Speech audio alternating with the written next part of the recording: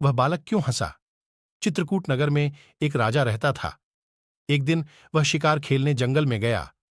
घूमते घूमते वह रास्ता भूल गया और अकेला रह गया। थककर वह एक पेड़ की छाया में लेटा कि उसे एक रश्शि कन्या दिखाई दी।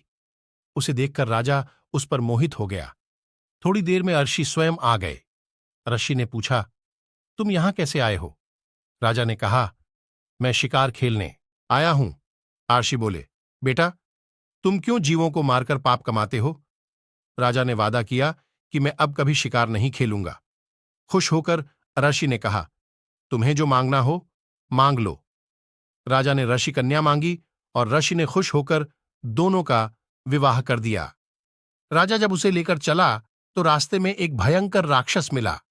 बोला, मैं तुम्हारी रानी को खाऊंगा। अगर चाहते हो कि वह बच जाए तो 7 दिन के भीतर एक ऐसे ब्राह्मण पुत्र का बलिदान करो जो अपनी इच्छा से अपने को दे और उसके माता पिता उसे मारते समय उसके हाथ पैर पकड़ें। डर के मारे राजा ने उसकी बात मान ली। वह अपने नगर को लौटा और अपने दीवान को सब हाल कह सुनाया। दीवान ने कहा, आप परेशान न हो, मैं उपाय करता हूं। इसके बाद दीवान ने 7 बरस के बालक की सोने की मूर्ति बनवाई और उसे कीमती गहने पहनाकर नगर नगर और गांव गांव घूमवाया। यह कहलवा दिया कि जो कोई 7 बरस का ब्राह्मण का बालक अपने को बलिदान के लिए देगा और बलिदान के समय उसके माँ बाप उसके हाथ पैर पकड़ेंगे, उसी को यह मूर्ति और 100 गांव मिलेंगे। ये खबर सुनकर एक ब्राह्मण बालक राजी हो गया। उसने माँ बाप से कहा, आपको बहुत से पुत्र मिल जाएंगे।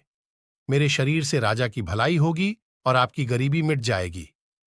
माँ बाप ने मना किया, पर बालक ने हठ करके उन्हें राजी कर लिया। माँ बाप बालक को लेकर राजा के पास गए। राजा उन्हें लेकर राक्षस के पास गया। राक्षस के सामने माँ बाप ने बालक के हाथ पैर पकड़े और राजा उसे तलवार से मारने को हुआ। उसी समय बालक बड़े जोर से हंस पड़ा। इतना कहकर बेताल बोला, हे राजन, यह बताओ कि वह बालक क्यों हंसा? राजा ने फौरन उत्तर दिया, इसलिए कि डर के समय हर आदमी रक्षा के लिए अपने माँ बाप को पुकारता है। माता पिता न हो तो पीड़ितों की मदद राजा करता है।